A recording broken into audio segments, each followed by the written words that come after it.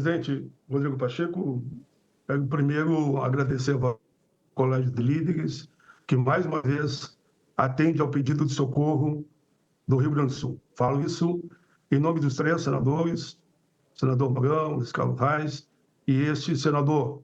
Mas falo também, presidente, em nome dos empresários gaúchos, falo em nome dos produtores da área rural, falo em nome da agricultura familiar, falo aqui em nome do povo gaúcho, que mais uma vez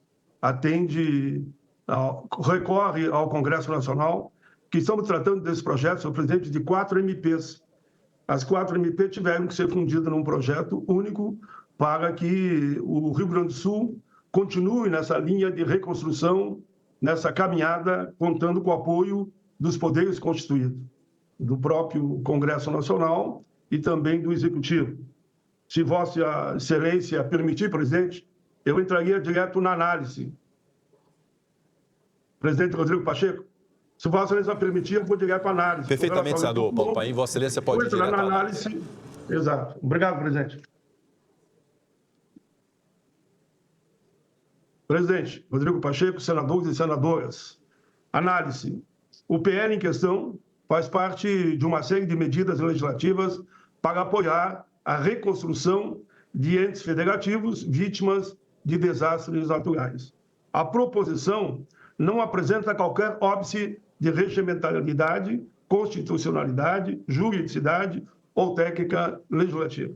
Quanto ao mérito, a presente proposição congrega o texto de 2 medidas provisórias cruciais para o enfrentamento da crise climática no Rio Grande do Sul. As MPs número 1216 e a de número 1221, ambas de 2024. A primeira concedeu subvenção para o público do PRONAMP, do PRONAF e do PRONAMP, além de ampliar as garantias do FGO e do FGI. E também do PAC, para os empréstimos contratados no âmbito desses programas. Tal medida socorreu os produtores e empresários do nosso estado, severamente atingidos pelos recentes eventos naturais drásticos. É essencial para que possam superar os efeitos econômicos do desastre em tela. Nesse sentido, a disponibilização de um grande volume de crédito a custo subsidiado para aqueles empreendedores que mais precisam e com período razoável de vigência e de carência é uma das medidas mais importantes para esses agentes econômicos e para a economia local nesse momento tão emergencial. Por sua vez, presidente, a MPV número 1221 prevê medidas excepcionais para a aquisição de bens e contratação de obras e de serviços, inclusive de engenharia, destinados ao enfrentamento de impactos decorrentes do estado de calamidade pública.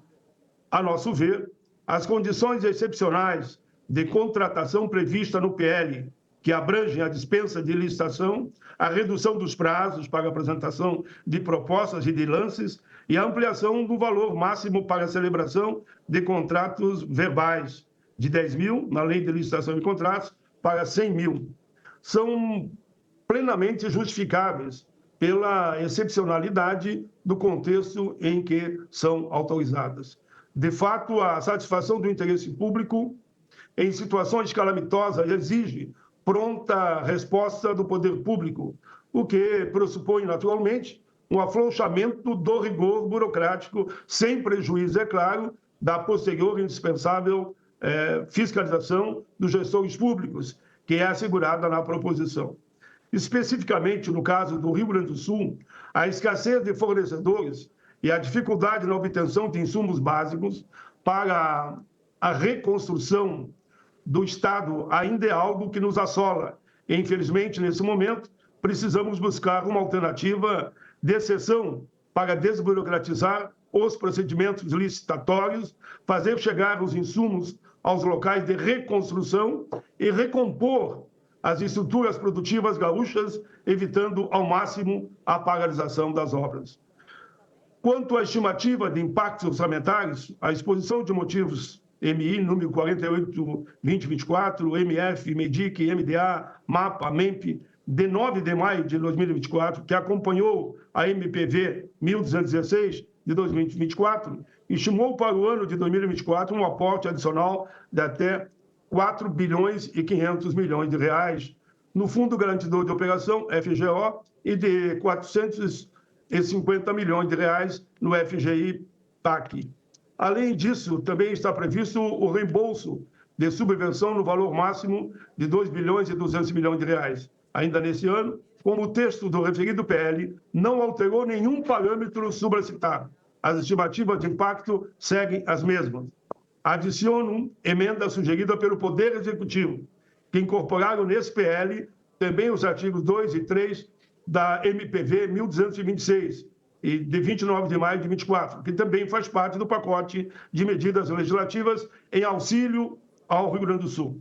As emendas em questões propõem aumento da autorização para a subvenção econômica, a que se refere o artigo 17, para 3 bilhões de reais, outro, inclusão de MPs número 1226 de 2024 e a de número 1245 de 2024 nas cláusulas de revogação e convalidação.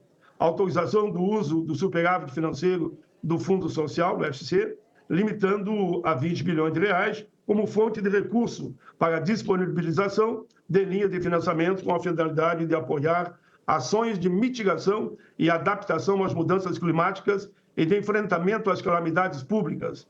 Autorização para o aporte em até 600 milhões de reais do FGO para a cobertura de operações do âmbito do PRONAF e do PRONAMP. Ponderamos ainda no que concerne a dispensa de apresentação de documentação relativa à regularidade fiscal do contratante, objeto do artigo 4º da proposição, que o artigo 195, parágrafo 3º da Constituição Federal veda peremptoriamente a contratação com o poder público das pessoas jurídicas em débito com o sistema da Seguridade Social. Apresentamos, assim, emenda com o objetivo de assegurar a eficácia desse dispositivo constitucional. Por fim, sinto-me honrado, não só eu, mas toda a bancada gaúcha, em poder relatar esse projeto que, na verdade, trabalha num único projeto com 4 medidas provisórias, em relatá-lo e contribuir mais uma vez para o direcionamento de recursos para sanar esse evento tão triste na história do Rio Grande do Sul. Esses auxílios serão essenciais para a recomposição do Estado, que espero ver totalmente recuperado muito em breve. Voto. Conforme exposto, o voto é pela aprovação do projeto de lei 3.117 de 2024, com as seguintes emendas. Se Vossa Excelência entender que eu devo ler as emendas... Não há necessidade, senador Paim, apenas o número das emendas. Ok. Dá-se a seguinte redação, artigo 4, projeto de lei 3.017, artigo 4. Primeiro, emenda. Tudo emendas encaminhadas pelo Poder Executivo. Elas são emendas que vão com o objetivo de complementar o projeto. Depois, promove-se a alteração do artigo 17, projeto de lei 3.117, aqui digo no artigo 17.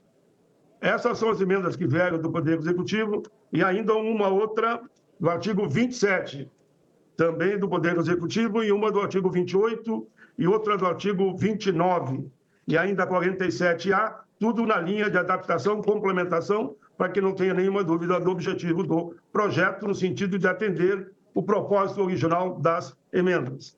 Mediante isso, a minha aprovação, senhor presidente, é pela aprovação. Senhor presidente, ainda houve uma emenda, uma única emenda, se Vossa Excelência inclusive destacou, que não veio do Poder Executivo e veio do senador Humberto Costa. Ele apenas suprime-se o termo específico do inciso 2º, parágrafo 1º e 4º do artigo 1º, do 1º e do artigo 2º do caput do artigo 16 e 22. E ele justifica, senhor presidente, que eu acho importante, foi a única emenda que veio de parte dos senadores. Justificação. A supressão da palavra específico do parágrafo 1º, inciso 2º, não altera o sentido do texto. Mantém a decisão sobre a aplicabilidade das medidas excepcionais na governança do Poder Executivo Federal e do Poder Executivo dos Estados. O importante é que se defina o prazo de aplicação das medidas, uma vez reconhecido o estado de calamidade. E por isso pode ser disciplinado de forma homogênea por cada um dos entes, de maneira prévia, sem a necessidade de que, justamente, nesses eventos, tenham que se envidar esforços para a edição de mais um ato. O uso da expressão específico pode ensejar interpretação de que o governo federal, ou o Estado, ou o DF, teria que emitir um ato para cada município afetado pela calamidade, o que poderia atrasar todo o processo em um momento em que são necessárias medidas urgentes. O ajuste nos demais dispositivos é necessário para que se aguarde relação lógica entre os artigos do projeto ora em discussão. É a única emenda, senhor presidente, e o parecer é pela aprovação da emenda do senador Roberto Costa, é que quando eu já tinha apresentado o relatório, é que veio essa sugestão, que vem também do Poder Executivo. É bom destacar. E, gentilmente, o líder Roberto Costa diz, não, eu apresento como emenda, e o senador, se assim entender, acata. E foi o que eu fiz. Aí o voto é favorável, senhor presidente.